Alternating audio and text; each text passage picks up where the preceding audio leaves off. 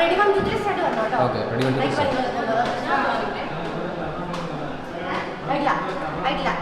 അയ്യോ ready 1 2 start. Ayisha first വന്നത് എനിക്ക് ഓർമ്മയുണ്ടോ?